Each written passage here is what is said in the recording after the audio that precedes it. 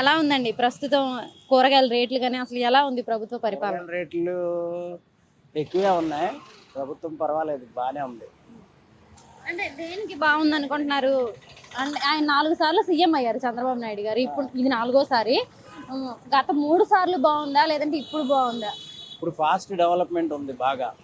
ఇప్పుడైతే ఎప్పుడు డెవలప్మెంట్ ఉంది, ఇప్పుడు బాగా డెవలప్మెంట్ ఉంది. ఇప్పుడు ఆంధ్రప్రదేశ్ ఎప్పుడు ఆంధ్రప్రదేశ్ తెలంగాణ కలిపోయేది, ఇప్పుడైతే ఆంధ్రప్రదేశ్ ఒకటే కాబట్టి ఫోకస్ ఎక్కువ చూపిస్తున్నారు. ఫాస్ట్ డెవలప్మెంట్ ఉంది. ఈ అందువల్ల బాగా డెవలప్ అవుతుంది. ఎందుకంటే ప్లాట్ల రేట్లు అన్నీ డబల్ అండ్ ఇంకా ఎక్కువ రేట్లు పెరిగిపోతున్నాయి. ఫ్లాట్ల రేట్లు పెరుగుతున్నాయి, మరి సామాన్యులు కొనుక్కోలేరు కదండి. సామాన్యులు ఎందుకు కొనుక్కోలేరు? అప్పుడు ఎలా ఉన్నాయి, ఇప్పటికే అలాగే రేట్లు ఉన్నాయి. రేట్లు పెరిగిపోయినాయి అంటున్నారు కదా మీరే. రేట్లు పెరుగుతూ ఉంటాయి కదా, రేట్లు పెరగంది ఎప్పుడు, రేట్లు ఎప్పుడైనా పెరుగుతాయి. రేట్లు ఏంటంటే స్థలాలు అలాగే ఉంటాయి కానీ మనుషులు పెరుగుతారు. అందువల్ల స్థలం అలాగే ఉంటుంది కాబట్టి స్థలాలు పెరగవు కదా, అందువల్ల స్థలాల రేట్లు ఆటోమేటిక్గా పెరుగుతాయి. ఏ గవర్నమెంట్ వచ్చినా పెరుగుతాయి. మరి అంటే ఆయన మన రాష్ట్రం విడిపోయా 2 రాష్ట్రాలు విడిపోయిన తర్వాత కూడా ఒకసారి సీఎం అయ్యారు.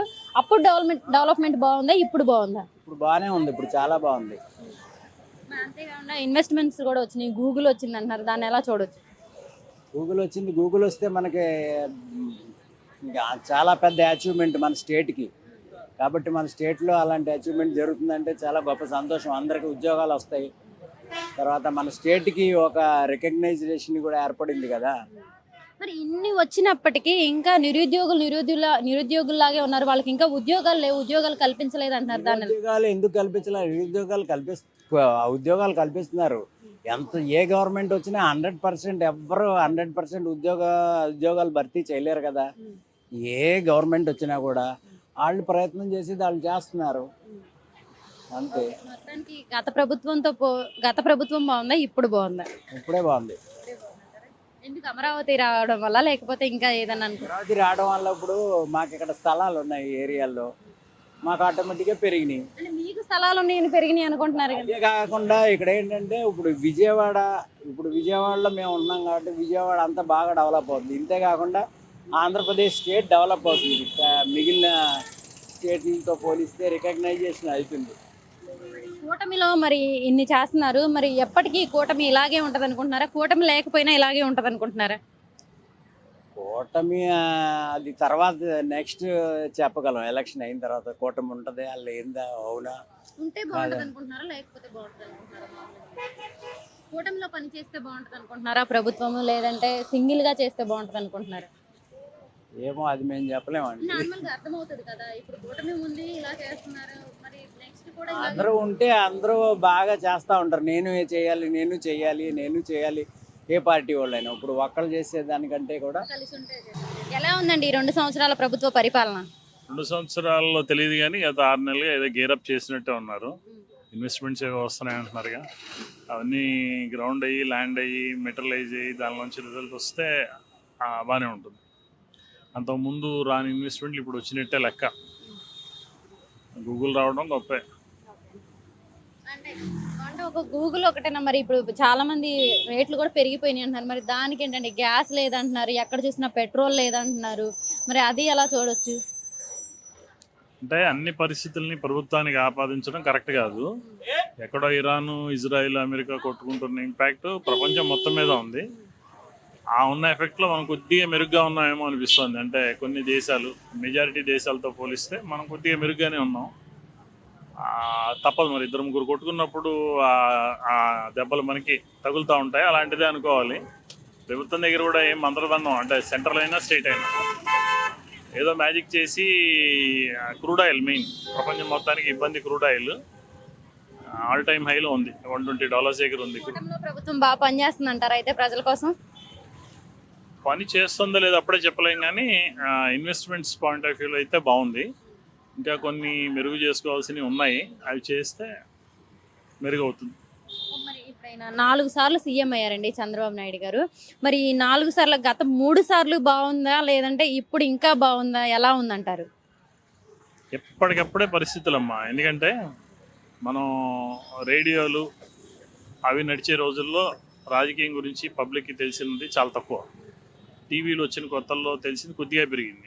ఇప్పుడు సోషల్ మీడియా అవేర్నెస్ విపరీతంగా పెరిగాక ఇప్పుడు తెలుస్తున్న నాలెడ్జ్ ప్రతి ఒక్కళ్ళు కూడా రాజకీయంగా అసెంబ్లీ, పార్లమెంటు, నేషనల్, ఇంటర్నేషనల్ అన్నీ మాట్లాడుకోగలుగుతున్నారు. ఇలాంటి టైంలో డ్రైవ్ చేయడం చాలా కష్టం. ఫస్ట్ టైం ఆయన అయినప్పుడు ఎవరికి ఏం తెలియదు కాబట్టి ఏం చేసినా కరెక్ట్ అనుకునేవాళ్ళు. అలాగా ఉంటే ఓకే, ఇది ఎవరికైనా ఏ ప్రభుత్వం ఆయనకైనా ఈ సోషల్ మీడియా అవేర్నెస్ బాగా ఉన్నప్పుడు ప్రతి అడుగు చాలా కష్టం. ఎందుకంటే ఇవాళ చాలా తక్కువ స్థాయి మనిషి, అంటే అసలు జ్ఞానం తక్కువగా ఉన్న వ్యక్తి కూడా ఆర్థికంగా ఏమేమి చేయొచ్చు చేయకూడదు ప్రపంచవ్యాప్తంగా జరిగే పరిణామాలు మాట్లాడేస్తున్నారు. మాట్లాడేటప్పుడు మహా పండితులు, నిపుణులు కూడా చాలా జాగ్రత్తగా స్టెప్పులు వేయాల్సి వస్తుంది. జోరెమ్ పవెల్ అని అమెరికా ఆర్థిక మంత్రి, అక్కడ ఆర్బీఐ ఫెడరల్ గవర్నర్, ఆయన కూడా కొన్ని డెసిషన్లు తీసుకోలేకపోతున్నాడు. ఫెడరల్ రిజర్వ్స్ రేట్లు తగ్గించాలా పెంచాలంటే పబ్లిక్ ఏమనుకుంటుందో, ఎందుకు ఏమనుకుంటుందో అంటే అందరికీ నాలెడ్జ్ ఉంది కాబట్టి ఆయన చేసే డెసిషన్ రైటా రాంగా లెక్కలన్నీ చూసుకొని ఒబ్బిడిగా అనౌన్స్ చేయాలి. అదే ఒక 10-15 ఏళ్ళ క్రితం అయితే జస్ట్ లైక్ దట్ ఆయన అనుకున్నది చేసేవాడు. ఇప్పుడు ఏ పొలిటీషియన్ అయినా అంత ఈజీగా చేయలేడు. చేస్తే వెంటనే అతను అవుట్ అయిపోతాడు, అంటే ఇతనికి ఏం తెలియదురా అన్న సెన్స్కి వెళ్ళిపోతారని చాలా జాగ్రత్తగా ఉన్నారు. బట్ పర్వాలా. మరి అది కాకుండా ఇప్పుడు 10th రిజల్ట్ వచ్చినాయండి మొన్న. మరి ప్రభుత్వ స్కూల్ అంటే ప్రైవేట్ స్కూల్సే కాకుండా ప్రభుత్వ స్కూల్లో చదివిన విద్యార్థులు కూడా అంతకు మించి సాధించారండి మార్కులు. దాన్ని ఎలా చూడొచ్చు అంటే కేవలం ప్రైవేట్ స్కూల్స్లో చదివితేనే పిల్లలు మార్కులు వస్తాయి, టాపర్స్ అవుతారని అనుకుంటున్నారా, లేదంటే గవర్నమెంట్ స్కూల్స్ కూడా బాగా ఉన్నాయి అనుకుంటారా? యాక్చువల్గా మనకున్న అత్యున్నతమైన దురదృష్టమైన విషయం ఏంటంటే, ఒక ప్రభుత్వంలో ఒక స్కూల్లో టీచర్ అవ్వాలన్నా, ఒక మాస్టర్ అవ్వాలన్నా, ఒక ప్రొఫెసర్ అవ్వాలన్నా గవర్నమెంట్ పెట్టే టెస్టులన్నీ పాస్ అయ్యి క్వాలిఫై అవ్వాలి. అంటే గవర్నమెంట్ స్కూల్స్లో ఉండే ప్రతి మాస్టర్ చాలా క్వాలిఫైడ్. అంతేగాని రోడ్ మీద పోయేవాడిని తీసుకొచ్చి మాస్టర్ కింద పెట్టారు. ఇంకా ఆ లెక్కన ప్రైవేట్ స్కూల్లోనే టీచర్స్కి క్వాలిఫికేషన్ ఎంత ఉందో ఎవడు చెక్ చేయరు. నేను ఒక 10th క్లాస్ చెప్తానండి అని నా సర్టిఫికేట్లో ఇస్తే అక్కడ ఎవరు లేకపోతే స్టాఫ్ నన్ను పెట్టేసుకుంటారు. బట్ అదే గవర్నమెంట్ దానిలో మీరు టీచర్ కింద అవ్వండి, అవ్వలేరు. రీజన్ ఏంటంటే అక్కడ టెస్ట్ ఎక్కువ ఉంటుంది. అయితే ఇక్కడ సమస్యల్లో ఏంటంటే మాస్టర్లు మంచోళ్ళే, పిల్లలు ఇదే కనెక్టివిటీ ఎక్కడో మిస్ అవుతారు. వాళ్ళు సరిగ్గా చెప్తే ప్రైవేట్ స్కూల్స్ పనిచేయవు. వాళ్ళకి ఏవో కొన్ని ఇబ్బందులు ఉంటాయి. మాస్టర్లకి ఏంటంటే ఈ పీరియడ్ వరకే చెప్పాలి, గట్టిగా తిట్టకూడదు. ప్రైవేట్ స్కూల్లో ఏంటంటే రుబ్బేస్తారు. స్కూల్లో కూడా అందరినీ జెన్యున్గా పాస్ అయిన వాళ్ళని తీసుకుంటున్నారు అనుకుంటున్నారా? మొన్న ఒక వీడియో చూసాం మనము. ఒక టీచర్ని చూస్తే, ప్రభుత్వ టీచర్ని చూస్తే ఏదో రాయమంటే ఏదో రాసేసింది. మరి అలాంటివి ఎలా చూడొచ్చండి? ఇక్కడే కాదమ్మా, మొత్తం యూనివర్సల్గా ఉంటుంది. అంటే మీరు ఇప్పుడు మజ్జిగ చిలికారు, వెన్న కొంతే వస్తుంది, మొత్తం రాదు. అలాగే మనకున్న పొలిటీషియన్స్ని తీసుకోండి, అందరూ మెచ్యూర్డ్ కాదు, అందరూ ఎక్స్పర్ట్స్ కాదు, కొంత మీడియం ఉంటారు, కొంత డస్ట్ ఉంటుంది. టీచర్స్లోనూ అంతే, అందరూ టాపర్స్ కాదు, మీడియం ఉంటారు, డస్ట్ ఉంటుంది. టీచర్స్ ఉంటారు, డస్ట్ ఉంటుంది. అయితే గవర్నమెంట్ చేసుకోవాల్సింది ఏంటంటే ఎప్పటికప్పుడు ఈ టీచర్స్ని అప్గ్రేడ్ చేసుకోవాలి. వాళ్ళు కూడా అదే ఇంట్రెస్ట్తో ముందుకెళ్ళాలి. మంచి ఫ్యాట్ శాలరీస్ ఇస్తుంది గవర్నమెంట్. వాళ్ళ టీచర్లకి ₹1,00,000 తక్కువ ఇవ్వట్లేదు. మన రాష్ట్రంలో ఎక్కువగా ఏంటంటే చదువుకున్న విద్యార్థులు ప్రతి సంవత్సరం కూడా మరి వాళ్ళు చదువులు పూర్తి చేసుకొని వయసు పైబడి మెచ్యూరిటీ వయసులోకి వచ్చారండి. బాగా మన రాష్ట్రంలో నిరుద్యోగం బాగా పెరిగిపోయిందండి. ఆ నిరుద్యోగం పెరిగిపోవడం వలన పనులు తక్కువగా ఉండటం వలన ఉపాధి అనేది ఎక్కువగా జరగట్లేదు.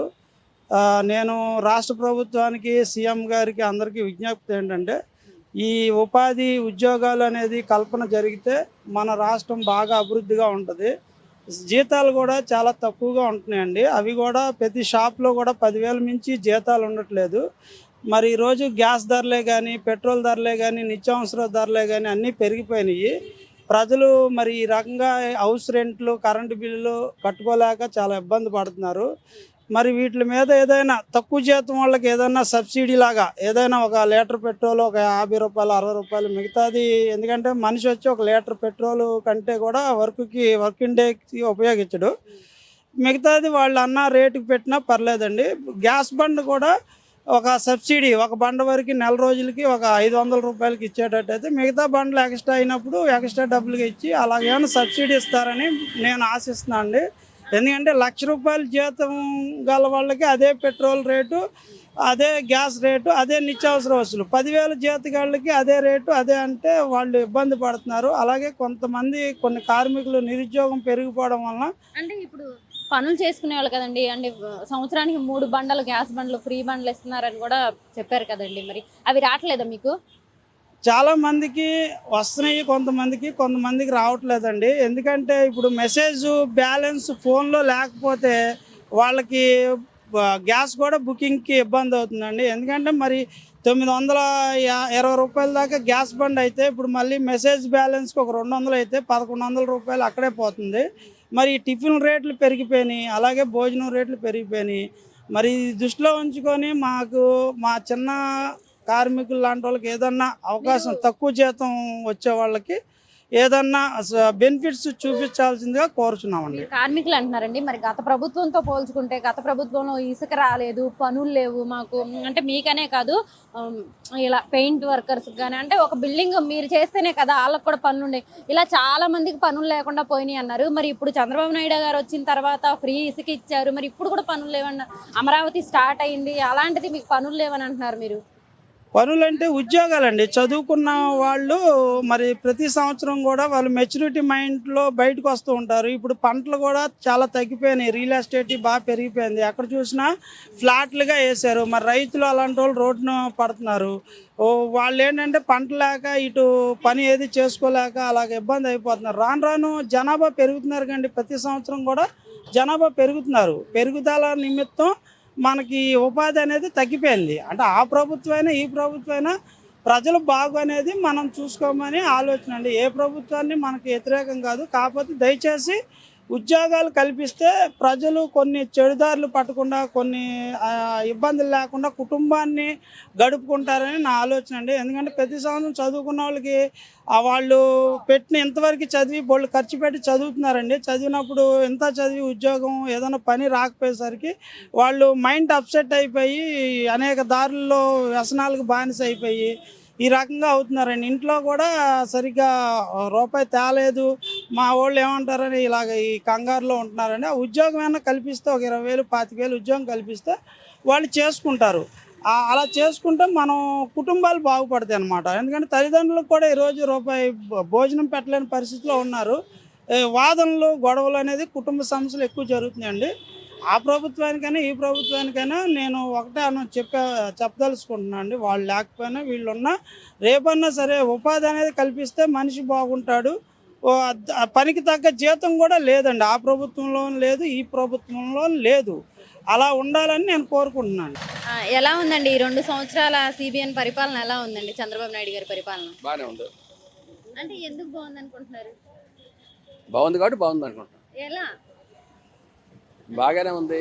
అన్ని రకాలుగా మనకి ప్రజలకి ఏ సదుపాయాలు కలుగజేయాలో అన్నీ కలుగజేశారు. ప్రజలందరూ సుఖంగా ఉన్నారు. మరి గత ప్రభుత్వంతో పోల్చుకుంటే ఈ ప్రభుత్వం బాగుందా, అది బాగుందండి? అది నేను చెప్పలేను. ఈ ప్రభుత్వం బాగుందని చెప్పగలను. ఎలా అంటే ఇదే ఎందుకు బాగుంది అనుకుంటున్నారు? ఇందో చెప్పే కదా, అన్ని రకాల సదుపాయాలు కలిగిస్తున్నారు. అన్ని రకాల సదుపాయాలు అంటే గతంలో కూడా ఈ సౌకర్యాలన్నీ ఉన్నాయే కదండి. ఉన్నాయి.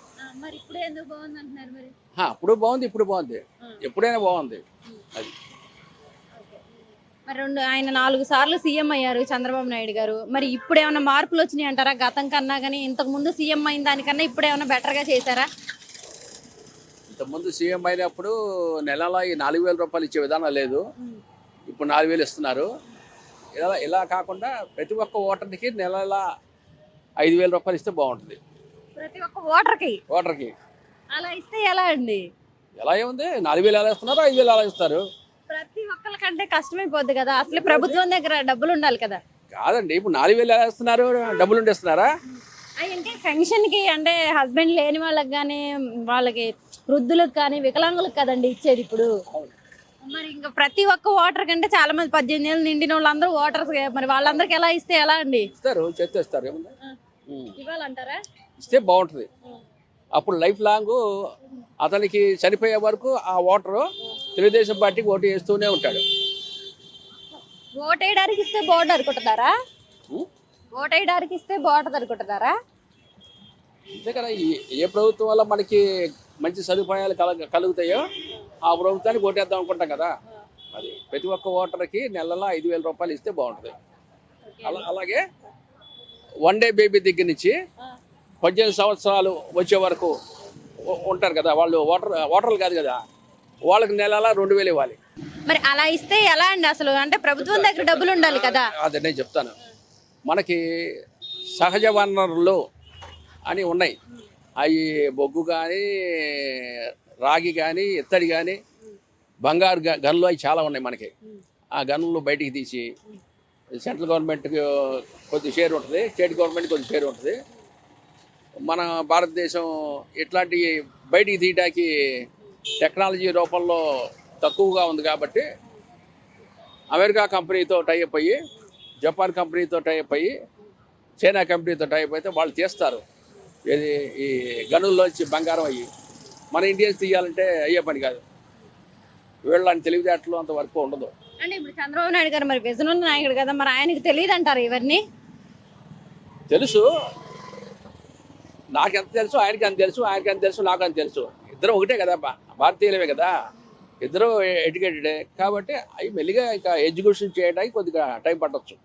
ఓకే అండి, మొత్తానికి ఎలా ఉంది అసలు పరిపాలన? ఎలా ఉంది ఈ 2 సంవత్సరాల కాలంలో? ఎలా ఉంది?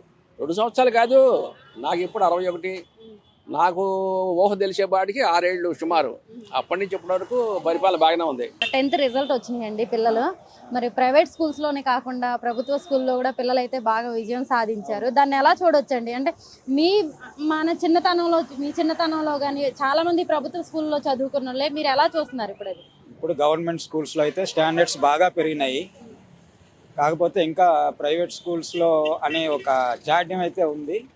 దాన్ని పక్కన పెట్టి గవర్నమెంట్ స్కూల్స్లో చేర్చగలిగితే మాత్రం మంచి రిజల్ట్స్ వస్తున్నాయి. మనం చూసాం కదా, గవర్నమెంట్ స్కూల్స్లో కూడా మంచి రిజల్ట్స్ వచ్చినాయి. మరి అంతేగా ఉన్నా ఇప్పుడు పేరెంట్స్ చూస్తే పిల్లల్ని ఊరికి బాగా, అంటే ఎక్కడ చూసినా కానీ పరుగుల ప్రపంచం అయిపోయిందండి. అంటే ర్యాంకులు అని చెప్పేసి ప్రైవేట్ స్కూల్లో ఇది కాకుండా ఇంకోటి బెస్ట్గా ఉంది, ఇది కాకుండా ఇంకోటి బెస్ట్, మరి అలా కూడా వెళ్ళిపోతున్నారు. దీన్ని ఎలా చూడొచ్చు అంటారు? ఏం చెప్తారు అసలు మీరు పేరెంట్స్కి నార్మల్గా? ఇది ఏం చెప్పాలంటే ఒక రకంగా ఎప్పటి నుంచో, అంటే మా టైంలో అయితే లేదు కానీ మా పిల్లల టైం నుంచి అయితే ఇది ఉంది. ఒక రకమైన కార్పొరేట్ కల్చర్ స్టార్ట్ అయిపోయింది ఎడ్యుకేషన్లో కూడా. ఇది మాత్రం చాలా బాధాకరం. అదైతే నేనైతే వ్యతిరేకిస్తాను. ప్రభుత్వ స్కూల్లో కూడా చాలా అంటే మంచి ఐఏఎస్లు ఐపీఎస్లు అయిన వాళ్ళు కూడా ఉన్నారు. పిల్లల్ని గవర్నమెంట్ స్కూల్లో చేర్చడము, అక్కడ చదివించడం మంచిదేనంటారా? గవర్నమెంట్ స్కూల్స్లో మంచి టీచర్లు ఉన్నారండి. మంచి స్టాండర్డ్ ఉన్న టీచర్స్ అందరూ కూడా గవర్నమెంట్ స్కూల్స్లోనే ఉన్నారు. అయితే వాళ్ళకి సరిగా ఉపయోగించుకోకుండా ఈ గవర్నమెంట్ కూడా ప్రైవేట్ స్కూల్స్ని ప్రోత్సహిస్తుంది. దానివలన చాలామంది పేదలు కూడా పోటీ పడి వాళ్ళు ఎక్కువ డబ్బులు ఫీజులు కట్టుకోలేకపోయినా సరే అప్పులు చేసి మరీ ప్రైవేట్ స్కూల్స్లో జాయిన్ చేస్తున్నారు. ఇది చాలా బాధాకరం. వాళ్ళు ప్రోత్సహించితే మాత్రం డెఫినెట్గా ఇది గవర్నమెంట్ స్కూల్స్లో బాగా అభివృద్ధి అయితే వస్తుంది.